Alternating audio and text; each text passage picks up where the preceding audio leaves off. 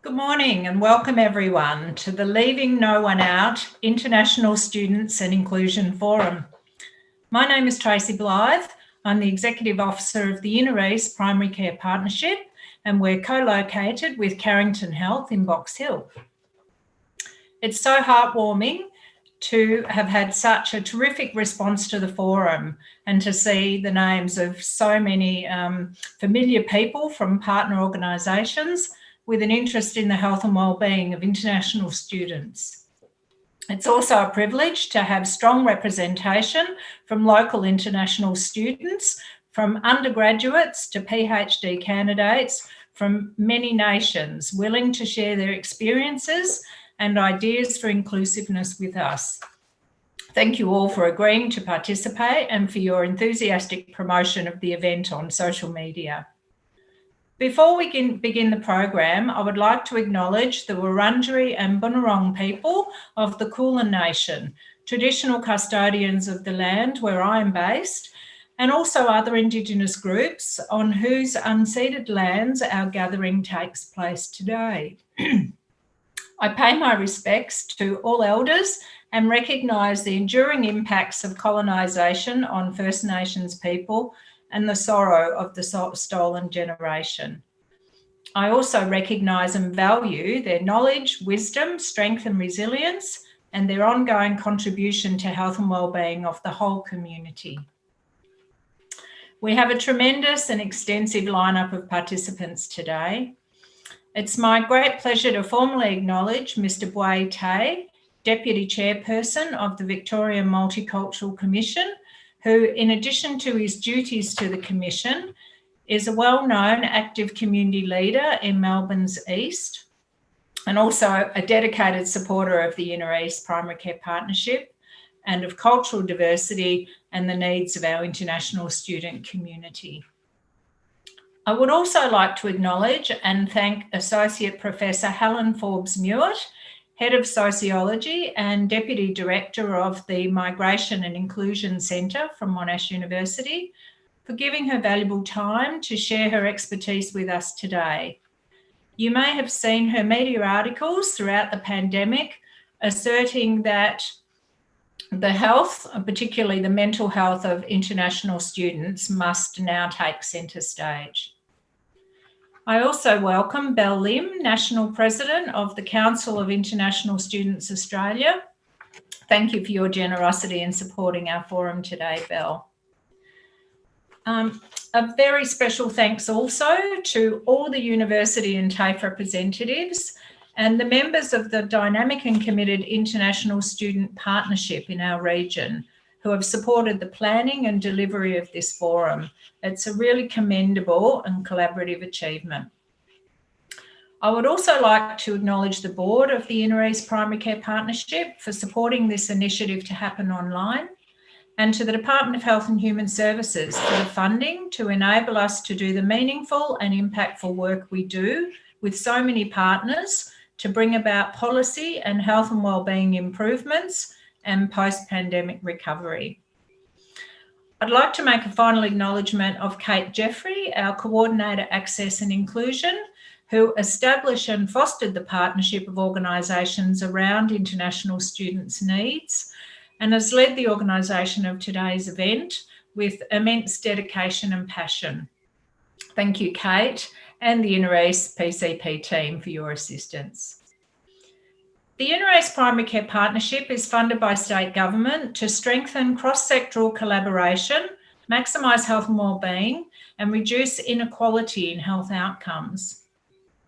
Our mission is to be a dynamic organisation that drives transformational change through effective partnerships and a focus on preventative health measures and health promotion. Social inclusion is one of our strategic priorities and an important social determinant of the community's health and wellbeing. We know that people who are or feel excluded from opportunities, resources and full participation in their community experience poorer health outcomes and higher levels of psychological distress. We identified international students as a large population group in our catchment with additional needs and significant challenges including facing racism, social isolation, and likely to have minimal knowledge of where to access health and community support services. They are also a diverse and important asset, with many having stayed on after studies to make this their home and pursue their livelihoods. We believe it's vital that students feel welcomed by all of us and as valued guests and social and economic contributors, and can access the services and supports they need to thrive. When it comes to social inclusion, we say no one should be left out. It was our goal to bring together our local tertiary educational institutions, health and community sector professionals, and international students to collaborate and explore opportunities to improve student wellbeing. The partnership met for the first time in February and has grown over the months to include 22 organisations, including our 4 local governments in the catchment. In some respects, it was opportune timing. Whilst COVID-19 and initial policy responses seriously exacerbated the situation faced by students, the partnership enabled supportive responses and referral pathways to be fast-tracked, shared, and indeed embedded into organisations. We will shortly hear from the voices of international students themselves about their experiences and the gaps between their hopes and the reality. We hope to further explore what might be possible in coming months. Amongst the panel of students, I welcome back Nang Suphafone Thumavongsa, who worked with us on this project, and she's calling in from her home of Laos. So thanks once again to all for your willingness to participate today in the solutions to strengthen our efforts, for your strategic leadership, service coordination, advocacy, and in particular your extensive support during the pandemic to work in the best interests of international student health and wellbeing. I'm now going to invite Sarah Chong, the Monash Community Strengthening Worker for MyCare, to take the baton as our MC and to take us through the program. Sarah has enthusiastically been involved with the partnership project from the very first meeting, and we greatly value her insights, advice, energy, and commitment to this cause. Thank you so much, and a very warm welcome, Sarah. Thank you, Tracey. Welcome, everyone, to our first International Student Forum, Leaving No One Out, International Students, Inclusion, and also looking at the best practice of international student engagement, and also looking at future co-design initiatives there to further strengthen our support of international students. So before we get started, just a few housekeeping tips there, so just bear with me.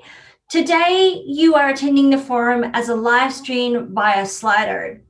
So we will be using Slido for your questions and comments, and also for the questions for the answers to our questions to you via the polls that you'll be seeing very shortly. You can submit a question or comment using the Q&A function that all questions and comments will be moderated before they are shared. Due to time constraints, we will do our very best to answer all your questions, but please bear with us there as we may not be able to answer them all. Next to the Q&A function, you'll also find an option about live polls. So from time to time during the forum, we will ask you specifically to make a comment or answer a question. When we start the poll, you need to click on this so you can see what we are asking and submit your response. It is optional, but we would really love to see and collect your responses. Finally, we have uploaded the program and speaker for your information, and you can find this by clicking on the 3 lines above your live stream. The documents appear in the list of options to the left. For any technical issues, you can use the link that we have shared, but you also received the link in the email for today's webinar. I'd like to now hand it over to Belle Lim, our international student, national president for the Community of International Students Australia. Thank you very much, Belle. Good morning, everyone. Thank you so much for having me. CISA too would like to acknowledge the traditional owner of the land and pay our respect to their elders, past, present, and emerging, and those who are joining us today. My name is Belle. I'm the president of CISA and a PhD student at Monash University. So I'll share a little bit about CISA for those of you that don't know us. We are the Council of International Students of Australia. We are the peak national body representing international students here in Australia. And we're very proud of being an organization by international students for international students. All of our executives are international students, and so we understand the cohort that we're representing. And at CISA, we are dedicated to listening to students' voice and needs, and we achieve our goals by advocating and representing students to federal, state, and territory governments, other peak bodies representing other students or the sector, and also to community organizations. One of our very important collaborator and stakeholder is Study Melbourne, who also helps bring this event to you today. I believe I speak for all international students when I say that it was a huge decision to choose to come to Australia as a young person. It was also a family decision because so much hinges on our parents, their savings, and also for them to let their young child to go to a different country. We came to Australia with hope and dreams for better opportunities and future. So I believe that the sector also and Australia also would like all of international students and these young people to have a great experience here in Australia. And finish our journey here, when we go back to our country, we would remember fondly of this experience.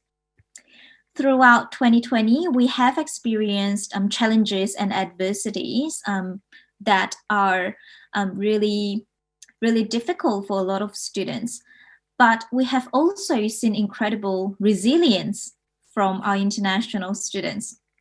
We have seen students finding strength to face financial hardships, social isolation, and uncertainties about the future. And these are not small issues for a lot of students. They are here by themselves, and they have to bear this stress and pressure of looking after themselves while being away from home. And we have even seen students who have stepped up to volunteer and help each other. We've also seen the government sector and community created initiatives to help students during this time and improve our support for international students, such as this forum. What this period has taught us and have highlighted is the importance of listening to students' perspectives in all of these initiatives, and the value indeed of co-designing these initiatives to make sure that students are at the heart of them and make sure that they're effective in delivering what it is designed to be.